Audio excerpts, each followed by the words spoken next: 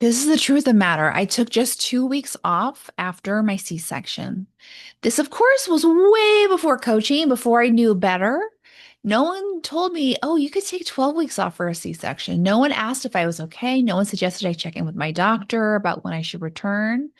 Actually, what I had heard of was sentences like this: must be nice to have a C-section, which I thought was actually, this is major abdominal surgery. It's very risky. Plus, I'm not going to sleep for weeks on end. Someone else said, of course, these were all white men who said it under their breath, I wish I could give birth and have free time off. Or someone else saying, it must be nice to have all of this paid time off, as if I was lazy. So I had all these messages. This was when I was a new resident or new trainee-ish. I was freshly off strong pain medicine. I remember being dizzy from the lack of sleep. Probably didn't even have normal hemoglobin levels yet. And no one stopped me, of course. They were like, as long as you can work, that's great for us. I was chief resident, I had boards coming up, I had lots of responsibilities. We were about to move across the country. I just didn't know better. And that experience taught me something really, really important that I cherish for the rest of my career about protecting what's mine, protecting what's mine. So, in this episode of the Pay Time Off series, we're going to talk about maternity leave. And I'm talking about this because in our program, we have a lot of new moms. And this is really common, is that you'll have that women, if they feel like their job is very dangerous and stressful, their bodies will not let them get pregnant, or they will tell themselves pregnant's not being a mom is not even an option. I can't handle a baby if I can't handle this job. And so when women come into my program, Next Level Freedom, we solve their job in a couple of sessions, and boom, they're like, I'm ready to be a mom now. Or boom, they're newly pregnant. So we're doing a lot of coaching on this behind the scenes. I wanted one reference I could point everybody to about how to manage maternity leave from a career expert coach's point of view. So let's get to it. The golden rule that changed everything: always review the actual rules. Get it in writing. Look at the policies. Don't ask people what do they think what the policies are. Don't do these hallway rumors. Well, what did you take off from maternity leave? Never ask the grumpy white men in the group at faculty meeting. Even your chair, who may be a very nice person or may not, likely doesn't know the fine-tuned details of the policies. And it's just because people are very busy, they're not writing the policies, they're often inheriting the policies. And when people are going to go into default mode, they're always going to go in the mode that protects them, their schedule, their convenience, and they'll tell you something that unintentionally or not may not even be true and actually might be a disadvantage to you. So always look for the actual written policies. My own department chair, someone you think who would know the system inside and out, and I think she did. She's like, you have to save all your PTO in case something happens. What she didn't tell me is a PTO is capped. It disappears after 200 hours. So while I was saving it, I also could have been losing it. Days I had earned just vanished, gone. And she was super happy because I was on the schedule, but that was coming really at the expense of me and my family. So it really taught me value mistake. Even the chair doesn't know what the heck is going on. So it's really important in our careers. We have to be our own advocate. We have to know the policies, get it in writing. Become your own benefits detective. So I want you to think yourself as a detective. And your investigation is going to give you lots of time off. But it's going to start with looking at your contract, looking at the benefits packet, official hospital policies online, talking to HR, getting it in documentation. You want to get all of this together.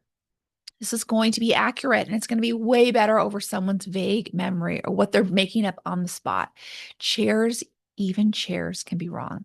I coach women physicians who discover when they go through we go through this together, they go get their documents and we review them together. We're like, oh my gosh, did you know you can take a year off every 8 years? Did you know you get a paid 3 month sabbatical every 5 years? Did you know you have the option to have an extended maternity leave? You just have to ask for it. Or paternity leave options they never even knew existed. So, why does this happen? I think people really often do mean well, but the information is incomplete or it's biased towards protecting the university. So don't rely on gossip or rumors. Don't lose benefits you've rightfully earned. Next point is get clear before you even start. So here's my strongest piece of advice from your career negotiation expert Coach. Have a crystal clear understanding of departmental policies before you sign, before you even accept the offer, before you even set foot on day one. You should have a very clear understanding of the policies, and they vary wildly from center to center. It is your right to know these things. You should not be signing a document if you have no idea what your vacation is like, no idea what maternity leave is like. Too many people just assume, and I was one of them, right? You saw me, like, too many people just assume we'll be told the right things, we'll be handed the right forms, we'll be given the vacation that we're supposed to be given. Not true. Just because you have 4 weeks off a year doesn't mean you'll get them. You have to ask, you have to advocate for yourself. That's a really important transition from fellow to iconic faculty. Is a fellow is like, I hope I get to use it. Iconic faculty is like, here's the 4 weeks I'll be taking off this year, a year in advance to make sure you get them. If you're not proactive, your benefits will disappear. I promise there's nobody on your side in the HR department. Even if you have a lovely HR department, it's just the reality is not. We have to be proactive about our career. Maternity leave. Next topic. It's not a luxury, it's a right. So let's talk about it. Many women will feel guilty. Many women I coach are guilty about using the maternity leave. And my first question is always, what's the alternative? Okay, if we don't use a maternity, what exactly what's our plan here? Right? And it's beautiful because 99% of women will be like, oh yeah, no, I have to use this maternity. There's no way I'm going to be delivering your baby at 3 a.m. and then looking at 80 biopsies at 8 a.m. Like that's not going to happen. So we just need to just kind of check our brain when it tries to offer us these scary stories about maternity leave. Like, what is the alternative? That is definitely not an option.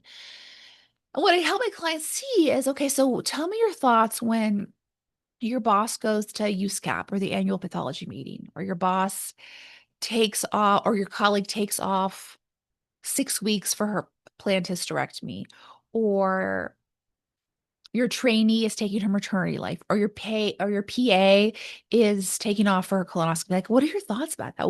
What are your thoughts about when your colleagues are taking time off? And oftentimes the client will say, oh, just expected. We all get paid time off. Of course, they're going to get a colonoscopy. They're 45 years old. They should, right? It's the same for your maternity leave. Of course, you're going to use it. You have earned it. It's your right. It's not a luxury item. It's your right to use it. Of course, you will. I also will coach my clients like this and say, I'm guessing you don't live at the hospital. I'm guessing at 3 a.m. on most nights, I'm going to find you in your bed. But you never feel guilty about that. Why? What is your thoughts about 3 a.m. that has you being okay with being at home? And she'll say, oh, well, I mean, of course I should be at home. We're not expected to be at work all the time. We're actually expected to have some time to rest. It's the exact same thing about maternity leave. It really is no different. So take all those thoughts that have you feel calm about your colleagues taking time off, all those thoughts that have you calm about being in your bed at 3 a.m. most nights of the year, and apply it to maternity leave, because it really is no different. If anything, we should be more excited about maternity leave, because what's happening on maternity leave is not an elective, um, bougie vacation. It's a period of time where life is coming into the planet, where your body is healing after a major surgery or major traumatic event to your body, where you have a human who's the most vulnerable, who needs it's to bond with its mother so that it has this beautiful life. Like that mother's bonding with their babies in the first few weeks is critical for that child being successful. That child needs to eat, and many women will choose breastfeeding or not, but whatever, the child is going to be needing to eat around the clock. My eldest, every 45 minutes, she needed a bottle. So, right, like they're so precious at that age. It's so much more important than vacation. It's so much more important than any other type of leave you can have. There's just too much at stake not to be taking your maternity leave. Your whole child's future, all of it, your bonding, your relationship with your child, it's all set up in those first few weeks. Plus, your body is like, I remember coming home from, I've had two babies. I would bawl my eyes out uncontrollably on a Visa commercial. Like my hormone, without the sleep and all the hormones, I was just like, my body was raging with all kinds of emotions. I was not in a good place to make clinical decisions. It would not have been safe for my patients, for My colleagues, for me to be making critical clinical mistakes when I'm not sleeping for weeks on end. So maternity leave is for you. It's for your team. It helps your team. It helps your patients. It helps your center. Now you're probably saying, but you only took 2 weeks off for C-section. I mean, when I was a resident and I had electives. And so part of the decision of taking 2 weeks was so that I would graduate on time. And it wasn't 2 weeks like surge path, staying up all day. It was 2 weeks like I would come in and move some things along and sign some paperwork and volunteer here and go to this lecture. Like I did the minimum to keep on track with graduating residency because I had a fellowship lined up that I didn't want to delay. And so I made it I used the time coming back to residency in a way that really helped me and my family, my ultimate goals. Okay, next topic. Will your colleagues at some point be uncomfortable because they're doing more work than usual since you're out? 100%. 100% because they're humans. And I promise you, if you were there, they would also have uncomfortable feelings about you some of the time because not because there's anything wrong with you or them, it's because humans have uncomfortable feelings. We're supposed to feel uncomfortable some of the time. They might feel uncomfortable. Oh my gosh, I'm doing all this work. I can't wait for Christina to come back from maternity leave because it's so much better when she's here. Yeah, they might miss you because you're a great employee. They might miss you because they really like being around you. They might miss you because you're an incredible diagnostic clinician. Of course, they're going to miss you when you're gone. It's sort of like saying when we leave our babies to go to a meeting, like that our expecting our babies not to miss us or us not to miss our babies. That's insane. We're good moms.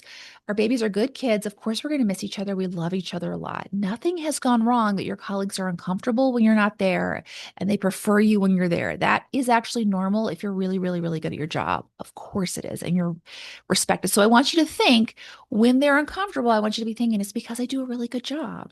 It's because they really like me. It's because I really like them. Of course, they're uncomfortable. And also, all humans are uncomfortable some of the time. I can't prevent that from being here. I can make it worse. I'll tell you what, a new mom coming back sooner than she wants to, she will be very uncomfortable. Everyone around her will be very uncomfortable because they'll be reacting to that energy. So, if you want your colleagues to be less uncomfortable, take your full maternity leave. Be with your baby, be rested, recover, come back when you're ready. Everyone will be more comfortable that way. And also, discomfort can actually be really helpful. So, I'll give you a couple of examples. But I've had some clients who they were leaving from maternity leave. They were really nervous about not having enough service staff. So, we just worked through having the conversations with people about bringing in more staff. So, some people hired someone else or brought a locums for a couple of months or hired a PA, and everyone wound up getting more time off and a better schedule because colleagues were uncomfortable with what would happen on maternity leave. Discomfort often makes things way better. If humans are comfortable, they're not going to come up with new ideas or change anything. When humans are uncomfortable, they will make things better.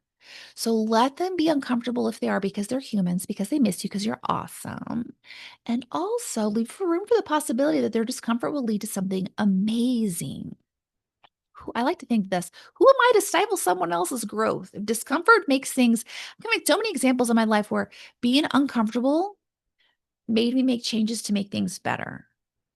Why would I ever take that opportunity away from someone they could be uncomfortable and then make things so much better? I had a client who announced her maternity leave and they wound up hiring a PA, a pathologist, and a locums. Everyone's schedule got better. There was a reason for the discomfort. They were severely understaffed. That discomfort was good. It changed everything for the better. Win, win, win. It's okay for other humans to be uncomfortable. Next topic is the real numbers game beyond the standard. So everyone talks about the standard 6 weeks off for vaginal delivery, 12 weeks off for a C-section, but you have to know it's just a starting point. Loves, I tell this to everybody, everything is negotiable. People will say, well, how about it's in the contract? Everything is negotiable. Contracts are openly amended routinely. They are not the law of the land. It is not like a universal law like gravity. Contracts exist as a starting place for a conversation. Everything is negotiable. So, your leave plan, I would say don't be rigid about it. Think of creative ways to move beyond the standard if that's what you're interested. Here are some examples. Use accumulate, like save your PTO for this. If your husband works at the same center, see if your husband's PTO can be used for you. Or ask if you can apply your sick days, or ask if you can apply your CME days towards your leave. There are many ways to do this ethically, by the way. You could say, I'm going to take a CME online course and you need the 5 days at home or 10 days at home or four, whatever you get at your center at home to do it, and hop on for an hour, get you the CME work done, and also be flexible about your maternity leave. You can propose flexible arrangements like working from home, doing some virtual coverage, having a gradual return. You also can request unpaid time off. It's often very easy for a center to say, okay, if you're not going to be here, we're not going to pay you, of course. Then you need to have conversations around your finances too, of course, to make sure you see how much you can afford. But it's simply a conversation about using what exists and negotiating what you need for more. Standard is not a law. Standard is very flexible. It's negotiable. So I had a client who was standardly given 6 weeks of maternity leave. And what we did is we pieced together her PTO, CME sick time, and we got her up to 17 weeks. At the end of the 17 weeks, she's like, you know what? I really need more time. And so she went to for 24 weeks, that 6 month maternity leave. She had cobbled together in there some unpaid time off to get up to the 6 month mark, but she could afford to. Listen, women physicians, we are the top earners in the world. We have the most expendable income. If we're managing our money correctly, of course, we can take extra weeks, months, years off and be financially fine. If you are not in the position where you can take time off for your maternity leave, you need to be in my program so we can help rectify this. Because I'm guessing you're not being paid at the top dollar. My clients who are paid at the top dollar have lots and lots in savings for this reason. The key is, here's what you want to be thinking about, is your PTO, think of it like a puzzle, not a limitation. Every piece of earned time is part of your maternity leave strategy. Just be willing to be creative. You will need to come up with ideas. I'm telling you, if you go to your boss, I want to take off an extra 10 weeks, and you have no ideas of how that's going to happen, you are probably that's not going to go over well. So, how I coach my clients is have a crystal clear idea of what you want, have some ideas of how to get there, and be prepared to present them. It's so much easier for a chair to say, yes, sure, of course, we can do this. When you have a proposal, they can just check off. Your chair is managing 100, 200, 500 people. They really don't have the capacity, and they may not even be a woman. So, they may not even know what it's like to have a newborn baby attached to you for 6 weeks. They're not the best person to make these decisions. Do not leave it up to your chair. Your chair will make a decision, even if they're super nice, that favors them in the department, not you. So come in with your solution in hand. I want to take off, my plan is to take off 12 weeks. Here's how I want to do it. I've broken it down between my maternity leave that I'm given, plus my CME time, plus PTO, plus unpaid time. So much easier to approve that way. Next topic is timing your request. A common question I get is, when should I tell my employer? Here's the answer. There is actually no right time, just the time that works best for you and your family. I would say that expect your hospital is never going to be excited about this, right? It's not a problem. It's because you're a really great doctor and they really much depend on you. It's a compliment, right? It's a compliment.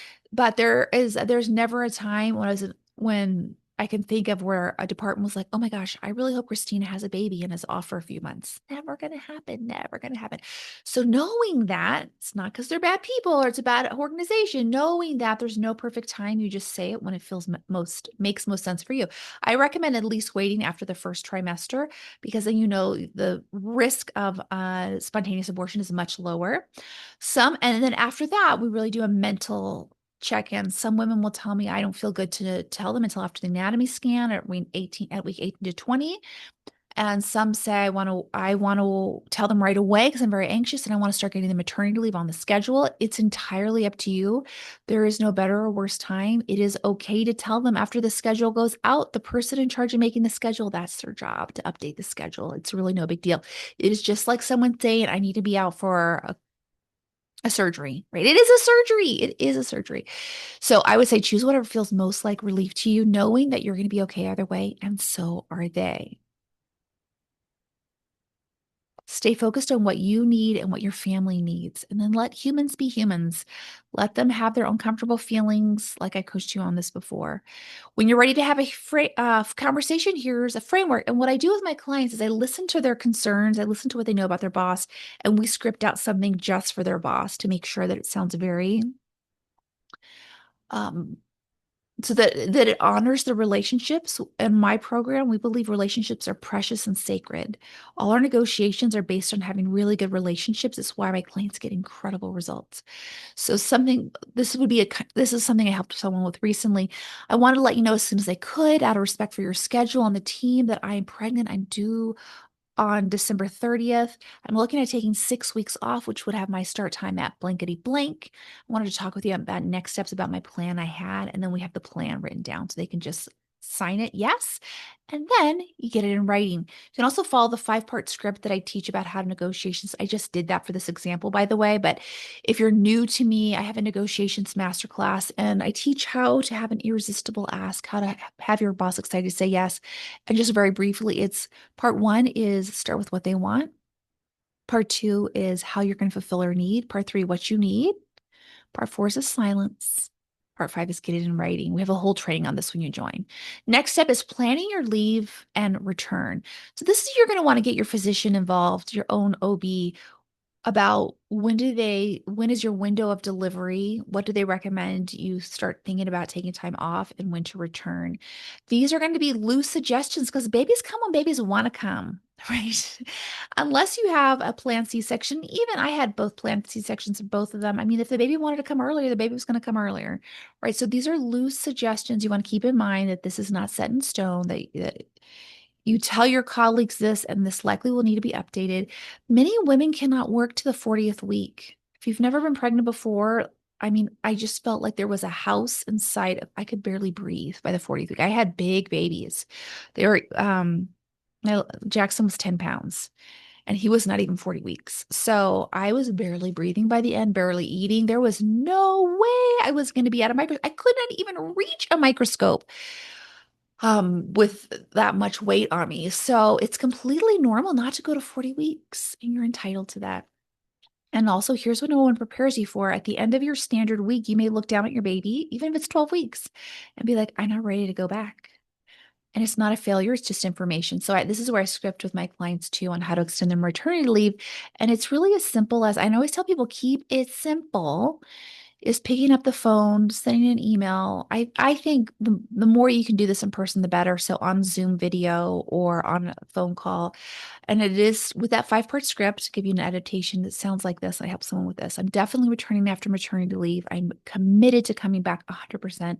I need to let you know that I'm not going to be ready to come back on the date we agreed on, February 1st. I'm going to need to extend that by 8 weeks. I'm looking at an April 1st return. Can we talk about options to make this work? Here's my plan. Notice if you don't think it's a big deal, either will they. If you can bring out your emotions to it and just be like, this is just a facts. Here's the issue. Here's the issue. Here's a solution. It can go extremely well when you let them know, when you set it up in just this way. How you say this matters. And so this is where I say, be in my world, be in with me as a client. We can script this out to make sure to protect your job and your relationships. So let's go to need to know sprints. I do this at the end of by the end of my podcast, is I'm just going to tell you a lot of things really quickly, just so you keep them in mind. Part-time positions. If you're part-time, you're depending on how it's set up, you might not have accrued PTO, but definitely check on federally mandated time off options. So you may need to adjust your budget and finances. But your family planning is top priority. Of course, do what makes sense for you. Newly hired people, don't assume on day one that you start that you get maternity leave. For most places, benefits will take at least 90 days, sometimes even up to a year for benefits to kick in. So just keep that in mind and plan accordingly. doesn't mean, and I want to say this, is that doesn't mean you don't have the baby when you want to, right? Like you're not, if you are pregnant, this baby is coming, right? Whatever. And you shouldn't, and I don't think you should ever delay having a baby because of benefits, but it just may mean you'll need to be careful with your finances and be very careful about the decisions with your career. Don't forget, check for policies for adoption and paternity leave too. When you adopt a child, that is just as important to form a bond as if someone delivered a baby vaginally. So check, most centers will have adoption leave and will have leave for paternity. You can use them together in a really smart way to maximize your maternity leave.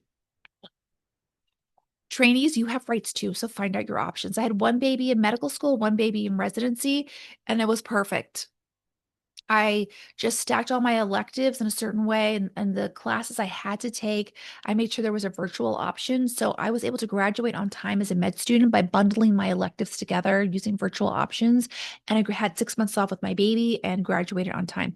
So lots of ways as a trainee to protect yourself. Next sprint item is a phased return.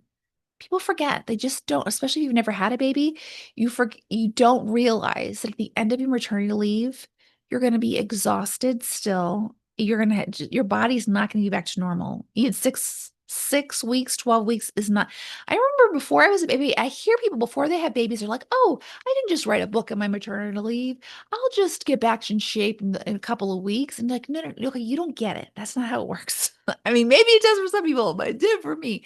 But when you're not sleeping for 3 months, being there for a 6 a.m. tumor board and being on call for a week at a time, like none of that makes any logical sense. So, phased return, hear me together, say it with me.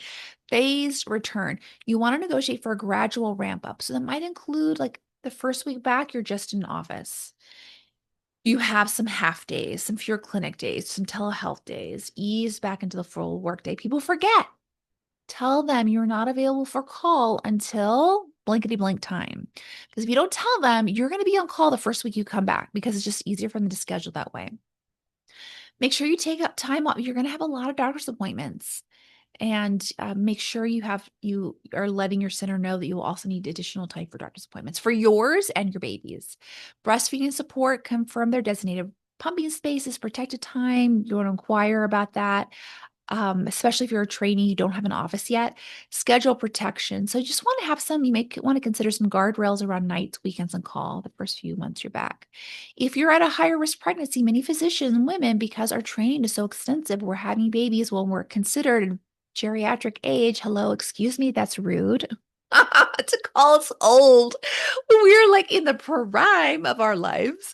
But, anyways, if you are at a higher risk pregnancy, just keep in mind you may want to choose an extended medical leave for very important reasons. You may need some bed rest. You might need some extra support. Remember that your baby, your family is top priority. Everything else will sort itself out. I promise you. This is the example I like to use. If you were sent to Pluto, let's say you went to international space, whatever, like you were out of the picture all of a sudden forever, your hospital is going to stand. It's going to do just fine. It's the same with maternity leave. People may have grumbles, but people are going to have grumbles either way. Financial implications beyond the basic leave. So just keep in mind that if you're at a center that has productivity-based compensation models that may penalize your time away or impact on partnership track timelines, just realize all of this is negotiable. But you want to be the person leading the negotiations. This is where you need to get everything in writing and have conversations before you leave for your maternity leave. Partner and spouse considerations. So I read this 90% of partner female doctors have a working counterpart, half of them are other physicians. So that was kind of interesting statistics. Definitely true in my case and this is what my husband did, is consider coordinating leave. So what we did is we stacked time off. I took the first, whatever amount of for my ever amount of time off that I could. I maximized it, and then he added his paternity leave, and we were able to really maximize time out of daycare. And then we also flew in family. They were able to stay with their babies at home for a longer period of time. And if you're a faculty, especially if you're a faculty member, especially if you're in my program and you're being paid top dollar and you have bananas worth of savings, consider hiring a night nurse. Get someone around the house. Hiring a chef. A chef, it sounds fancy. It's not that expensive to have someone come deliver prepped meals or come make prepped meals in your house. A house cleaner, assistant to do laundry, walk the dogs, do bills. There's so many ways to get help.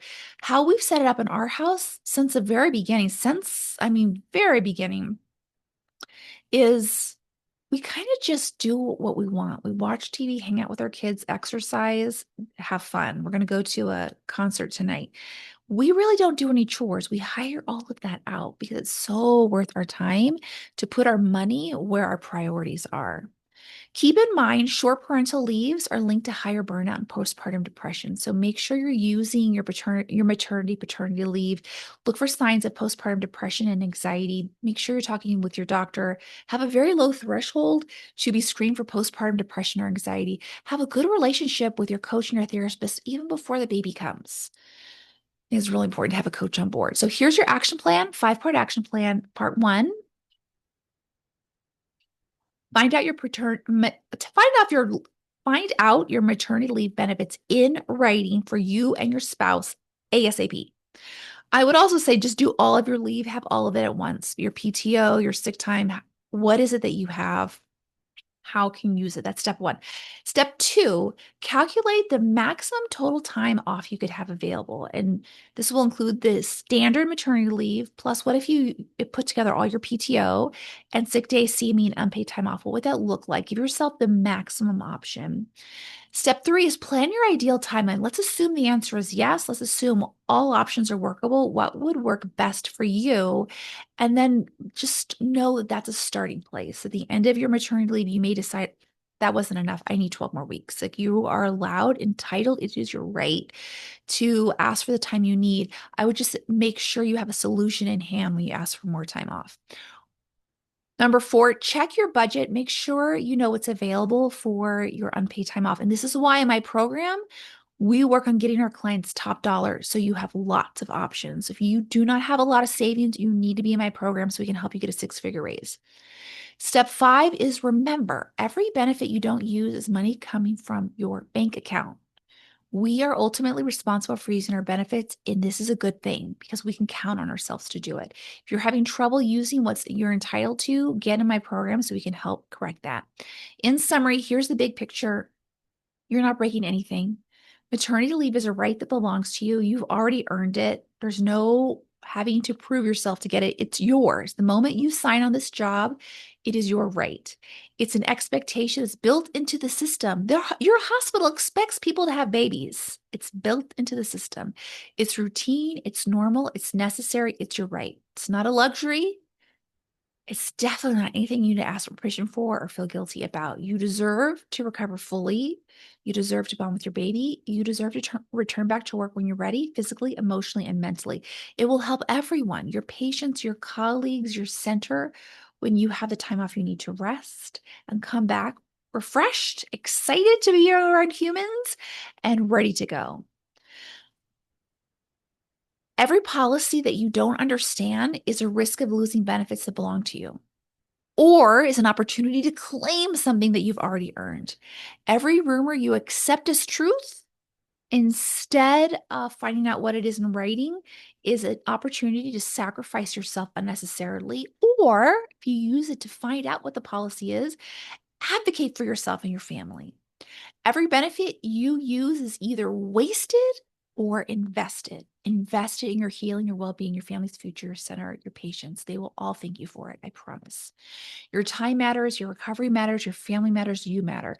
The protections in place exist because someone understood that great physicians are also whole people with full, rich lives. You have earned every single day of support that you want. The medical system was designed assuming people will take time off for pregnancies, illnesses, colonoscopies, dentist appointments, family emergencies, sabbaticals, retirement. The coverage exists because it's needed. It's supposed to happen. You are not breaking the system by taking maternity leave. You are honoring it, using the safeguards that keep everyone safe. this resonates with you, I want you to join my program. You can book a free sales call below and get started later this week. And we can help you navigate every step of this, from earning lots of money so you can take off as much unpaid time as you want to negotiating the maternity leave that makes sense through paid time off. Every conversation in between, keeping all bridges open and strengthening your relationships with your boss. Book your free sales call today. Join us right away. See you next time.